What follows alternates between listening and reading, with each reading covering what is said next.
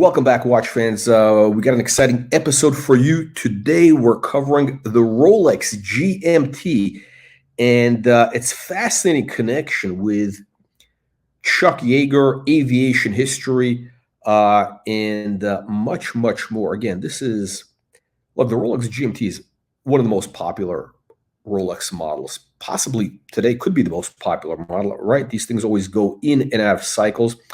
And up on the screen, we have actually Chuck Yaeger's original Rolex GMT that's going to be up for auction next week at Sotheby's. And actually, when I say original, it's a watch that he bought in 1978. We're going to go through that right now. But the fact is that Chuck Yaeger might have been involved in the creation of the Rolex GMT.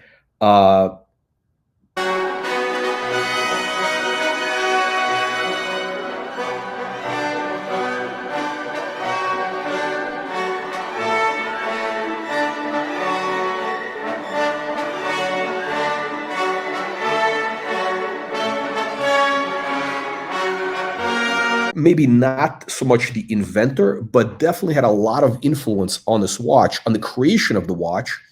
We're going to go through the documentation on that, but also, more importantly, on making it popular. I think Chuck Yaeger, look, a lot of people, a lot of the kids today may not even know who that is. So Chuck Yaeger was a legendary test pilot. As the kids would say, he was a badass, right? He was a badass, the original badass, right?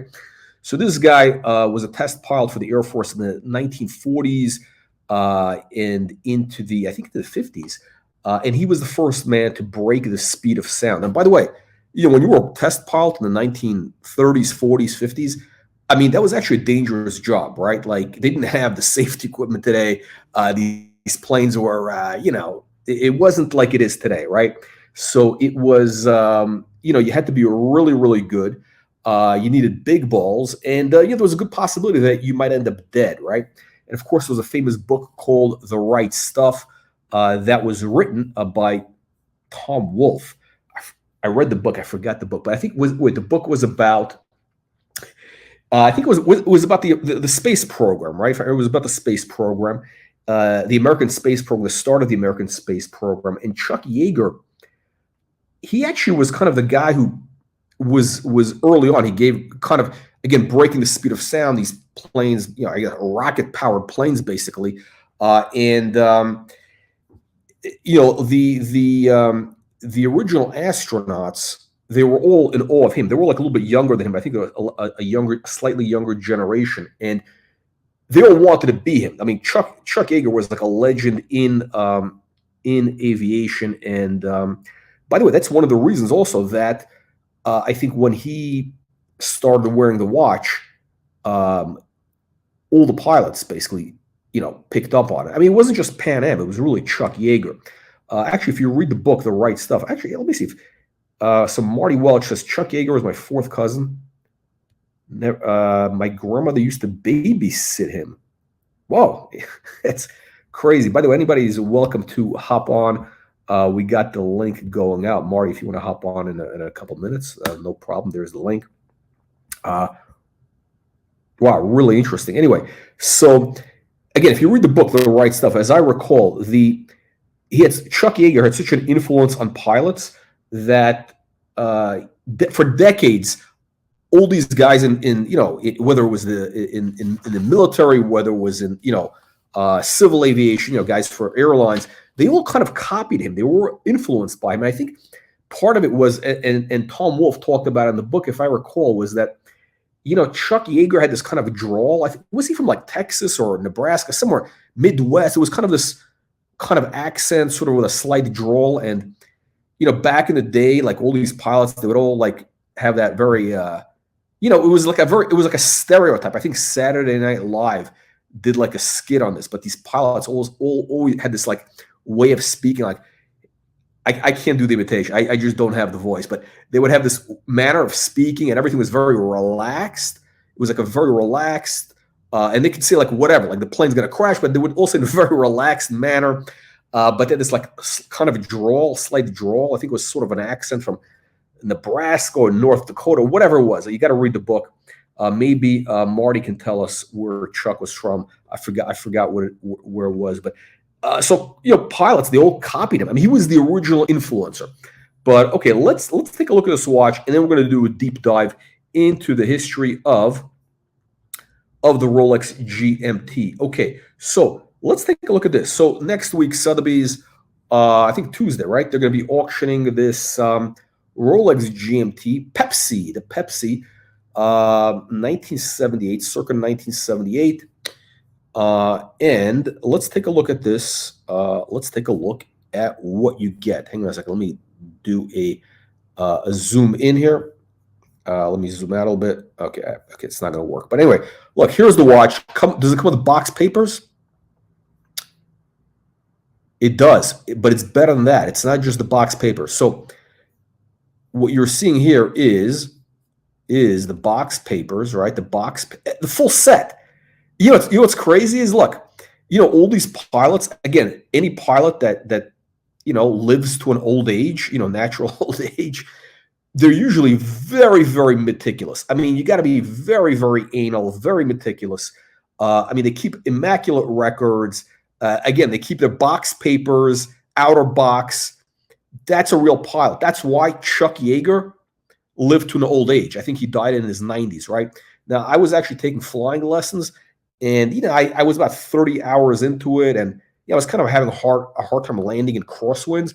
But then I realized, you know what? This is not for me. This is not for me because I'm not that meticulous type of guy. I'm really more of like I don't want to plan, the whole thing out. I'm kind of more spontaneous, and that doesn't mix. Spontaneity and flying does not mix. So I figured, look, let me stop. Anyway, here's the full set, and let's take a look. What else do you get? So here is the receipt. He saved the receipt. That's right. Okay, this is the receipt made out to Charles Elwood Yaeger. Okay, San Diego, California. That's Chuck. $210? He paid $210 for this? Is that right?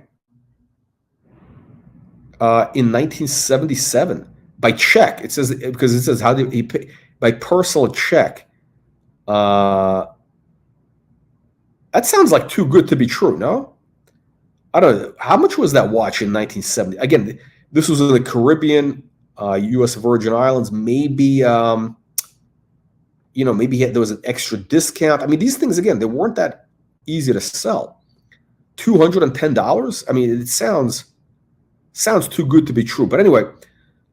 Today it's worth, apparently the estimate is 20 to 40,000. Now, as a regular watch, with a full set, it could be worth, I don't know. I'd like to say maybe, I don't know, 15,000, 16,000, as a just a regular watch. But because of the history, it may have extra. However, look, to be clear, he wore this watch in his 70s already, okay? So this was long after he was retired. This was not the watch that broke the speed of sound. He was basically in his 70s at that point, I think. So it's not that historically important. I mean, it's just cool that, it was owned by the guy who actually may have, invented the watch, right? So let's do a kind of a deep dive into this. I came across this very interesting website. You guys have probably seen this, Jake's Rolex World, right? And it talks, and they got some great long articles. And by the way, let me just mention this before we get into it. If you guys are new to the channel, if you guys are brand new to the channel, make sure that you're getting a free weekly newsletter. Okay, so a newsletter comes out once, twice a week. It's absolutely free. Click the link in the video description below. And every week we have news on everything that's happening in Rolex, Patek Philippe, Audemars Piguet, JLC, all the collector watches, new, modern, and vintage as well. So again, the link is in the video description below. And You know what? I should also say we actually just launched the beta version of our website. That's right. It is watchreporter.com. I'm going to put it up. And that site has news, articles, has a lot of great content. So make sure to check it out. Let me just do this here. Let me just hang on.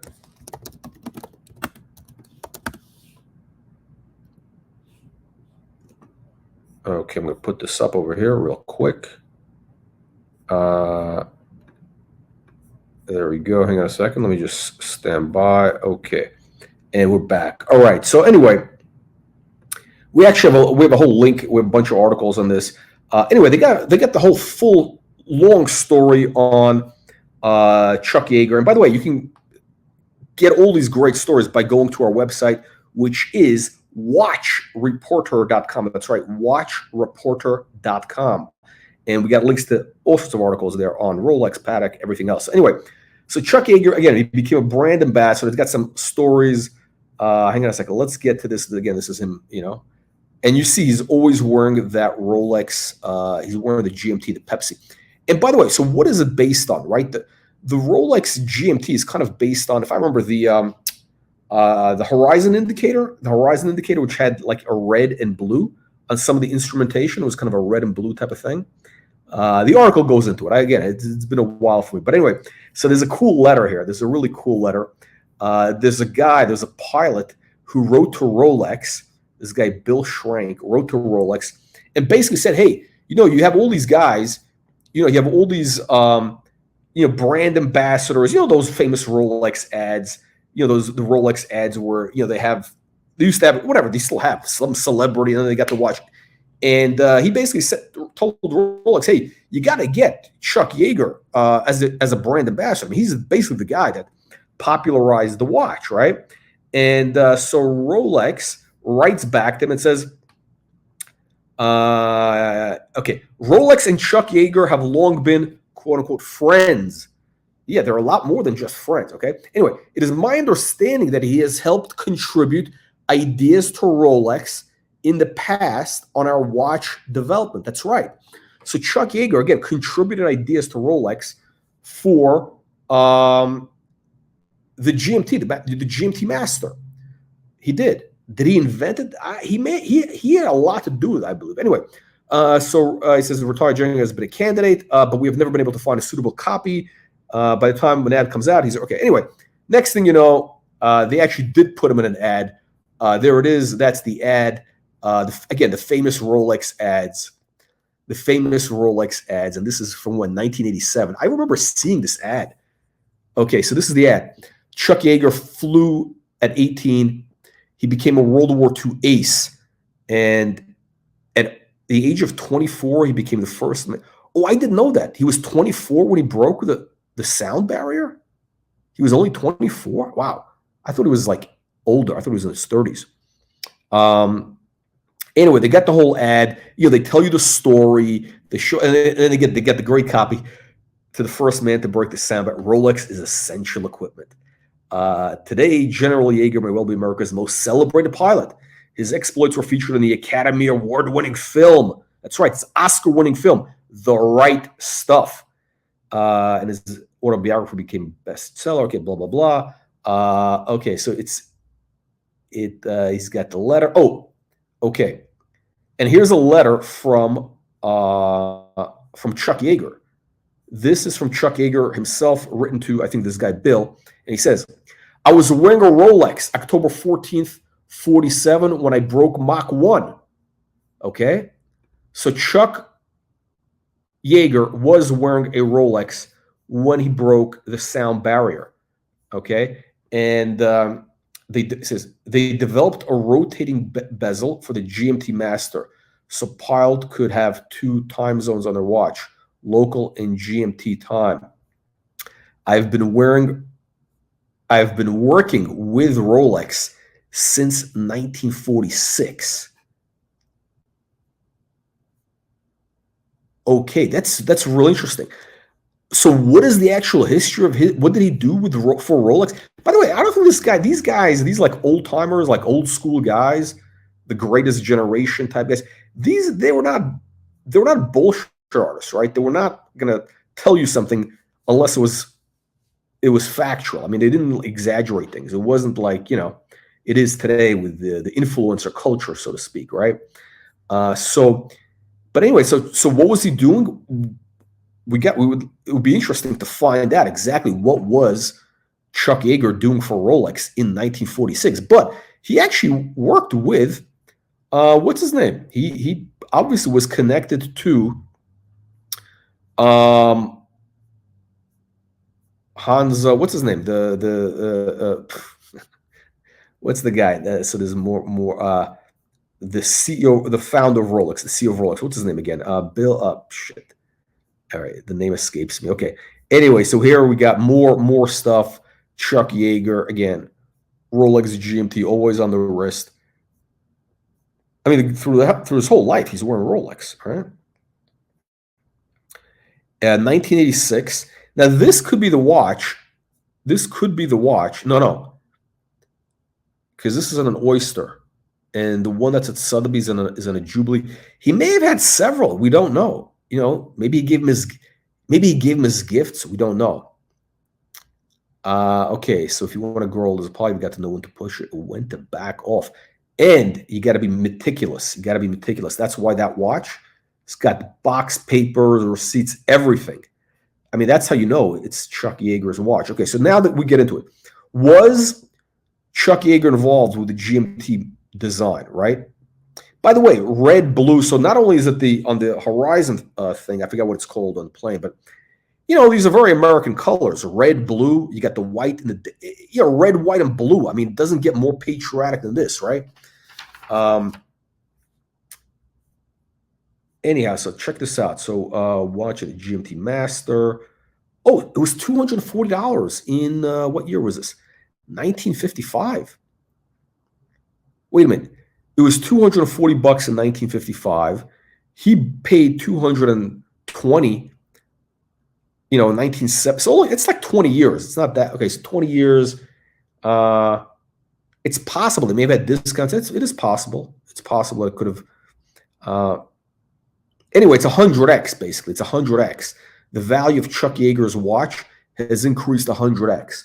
So I mean, I don't know where else could you have gotten a return of 100x over the last 45 years? I don't know. Real estate, stock market? No. Okay, so let's take a look. Okay, they're going into it. Jacques Cousteau involved the Submariner. So again, Rolex is working with. Again, they're working with. These guys who are basically the best in their field, whether it was Jacques Cousteau in the Submariner, or again for aviation it would be Chuck Yeager. And their big idea was, I mean, they're very smart, right? They chose really influencers. They chose influencers. So the idea is that again, if you get Jacques Cousteau, if Jacques Cousteau is wearing your watch, all the divers, everybody who's into the ocean, whatever, seamanship, whatever it is going to start wearing it. And if Chuck Yeager wears your watch, every pilot is going to want to wear that watch. And by the way, Chuck Yeager was a much bigger deal than Jacques Cousteau. I mean, Chuck Yeager is like, a legitimate hero, right? I mean, like legitimate, war hero. I mean, right? I mean, ace pilot. Actually, what qualifies as a war hero? I don't know. Anyway, but the guy is like legitimately, the real deal. I mean, the right stuff, right? Hey, by the way, check this out. He's sitting in one of those old chairs, one of those old aluminum chairs. I remember these. That's so funny. That's crazy. I think these were like, there were so many of these chairs out there because these were like, I think the military may have bought those originally, and then like they sold them off, and like every office had those chairs back in the day, and they were still around. I mean, even I remember in my first jobs, I remember seeing those chairs in the early, I don't know, late 80s, early 90s, seeing those chairs.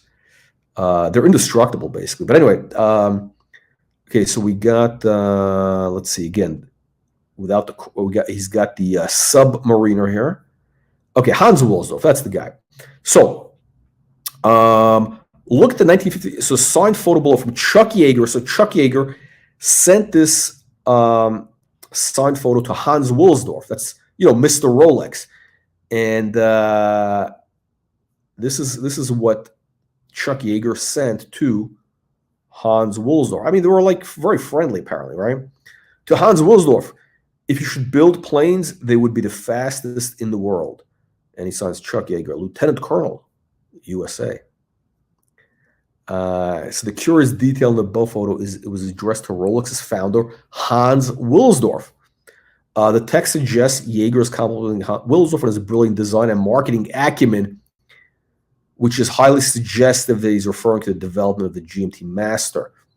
And then there's another photo from Chuck to Rolex, 1954. Look at this. So this, I'm going to get out of here. I'm going to zoom in.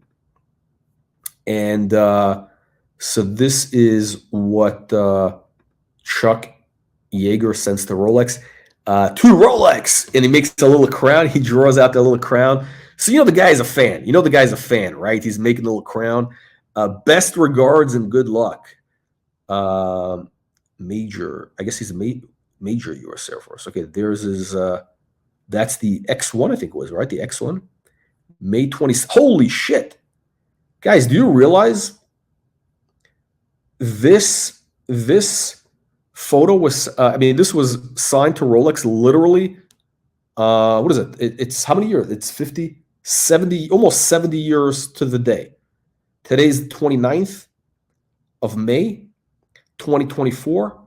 And this was May 27th, 1954, during the height of the Cold War. You got to think back. The 1950s. When this thing was sent to Rolex. I mean, America was the dominant superpower. I mean, America was on top of the world. Yeah, we had the Cold War and all that, but America was on top of the world. I mean, Europe was still just kind of, digging its way out of the rubble from World War II. I mean, you had the economies were starting to boom at this point.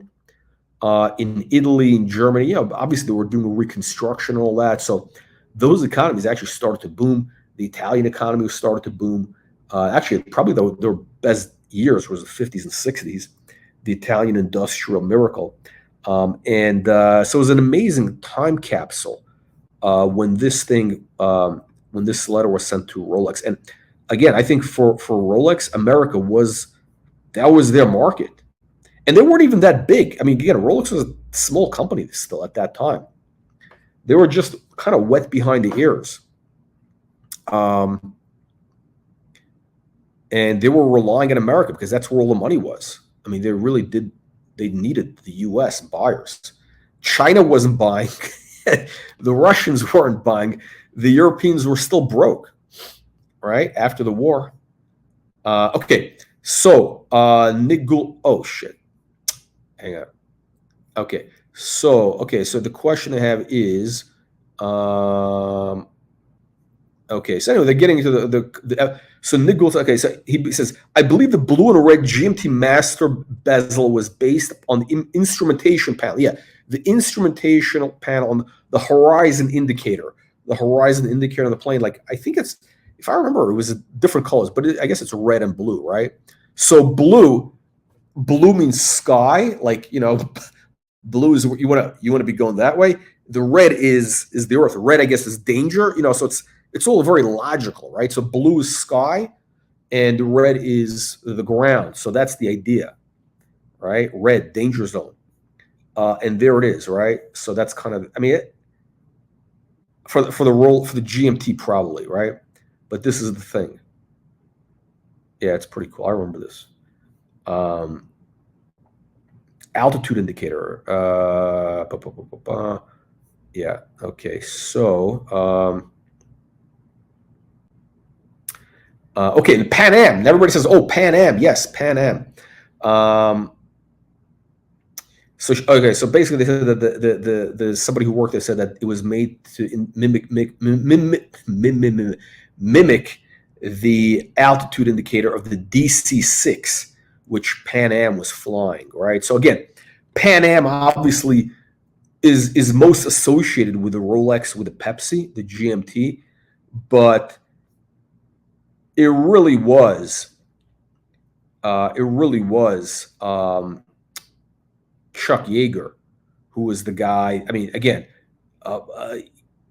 Pan Am looked up to Chuck Yaeger. Okay, probably half the guy. I mean, more. I mean, not half. I would assume just about every pilot in Pan Am was in the 50s was coming out of the war, right? They were all like ex military pilots, Navy, Air. Was the Air Force? Wait, when was the Air Force invented? Was it before the war or after? Anyway, they were all ex-military pilots. They all just came out of the war, right? And they knew that Chuck Yeager was that guy was a superstar. He was a superstar. So if Chuck Yeager starts wearing that watch, there you go.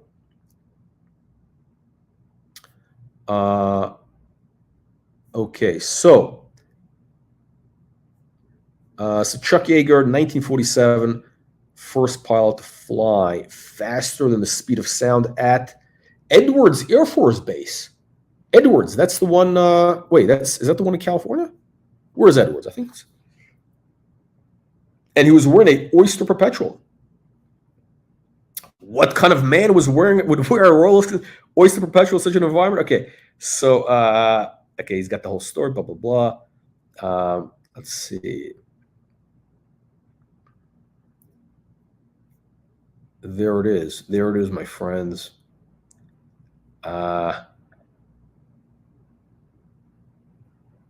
Wow.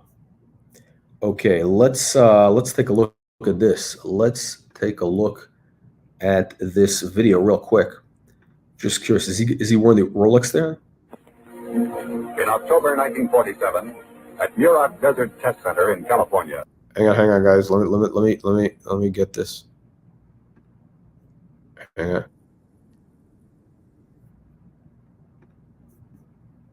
Okay, can you see it? Okay, we got the Chuck Yeager story. There we go. Ready for this? Okay.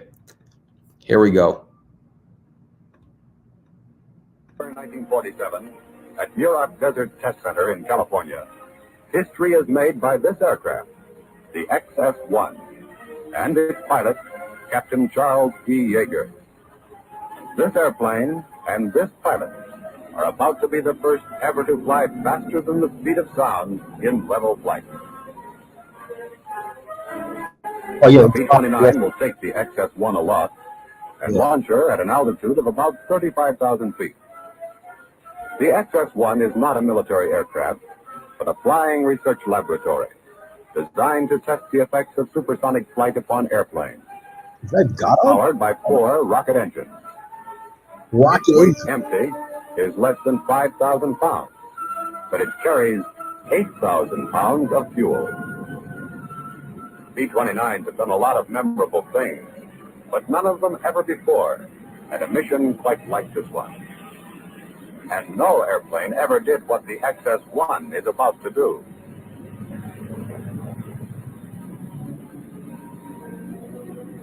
Here we go. Cracking the sound barrier in level flight. They're doing it. They're going to do it. This is basically the way they're trying to do that Virgin Galactic, right? They launched the rocket plane off a off a bomber, basically. Will be more than a spectacular feat. It will also give the Air Force valuable knowledge of the resources of new propulsive systems. Captain Yeager gets aboard the XS-1. It can't be a long flight he's going to have in the little aircraft. At full power, the flight can't last more than 2.5 minutes. It is going to be a fast one. Wow, that's good. Wow.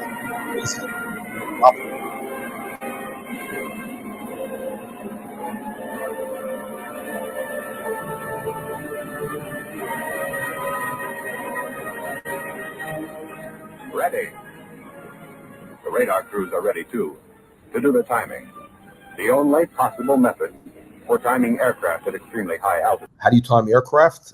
I bet Rolex wanted to get a piece of that, right? They probably wanted to have the big logo and everything, you know, like they have for all sporting events.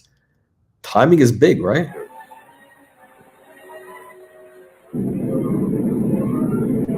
There she goes. A big moment in a history-making flight.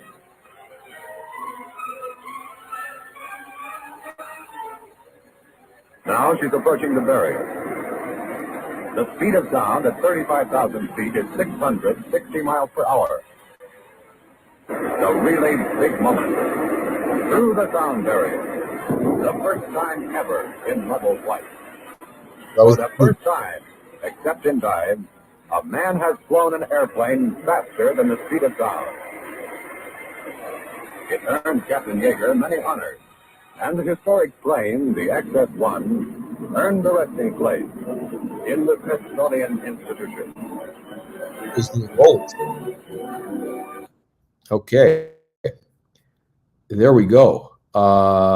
That's the deal. That is the. But he was wearing a Rolex, the Oyster Perpetual, and yeah. So there you go. I mean, before all these watches, it was the Oyster Perpetual that was the big deal. And there's a couple of others coming up at auction here. Let's see. Okay, so what else do we have here? So there's more Chuck Yaeger. We got 1974 historical background. Okay, let's see. There is there's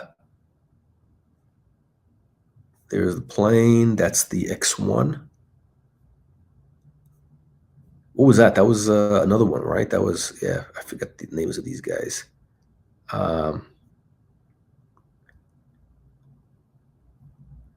Okay. By the way, so there he is with Truman. Truman also was a watch guy. I think he was given, or he had, I think he was given as a gift, the Universal Genève Tri-Compacts. I think it was called the Truman Edition.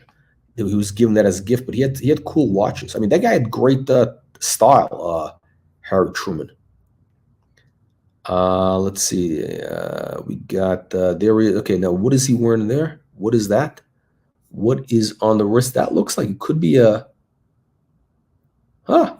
Could be a. Is that a perpetual oyster? Just an oyster? Could be an oyster. There we go. There he is. Okay, and that's it, my friends. That is the story of Chuck Yaeger. Now, by the way, check this out. Our website is now launched. That's right, the Watch Reporter website. So what's on the Watch Reporter website, you're asking, right? We'll give a quick plug. We got a lot of deep dive articles on watch knowledge. That's right, knowledge is power. For example, everything you wanted to know about vintage Rolex GMTs, right? We got links to also deep dive articles.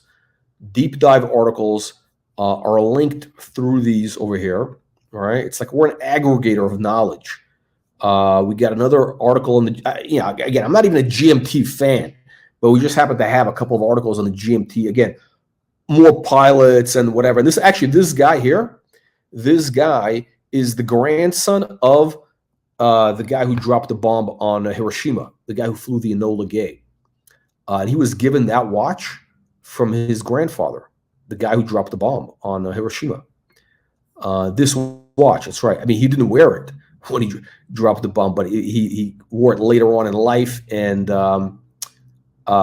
he gave it to this guy, his grandson. And his grandson here, he's in a, what is it called, the B-2? The B-1, the B-2, whatever, the stealth bombers, right? And he talks about whatever. We got articles on, how about the Cartier crash? Everything you wanted to know about the Cartier crash. Again, we got this links to a deep dive article. How do you get to it? Well, you got to go to the Watch Reporter website. Now, how about this? How about double signed dials, right? Everybody knows about these double signed dials, right? That's the hot thing. Tiffany dial, Goobelin, whatever, all these different dials, right? And in here, we have an article.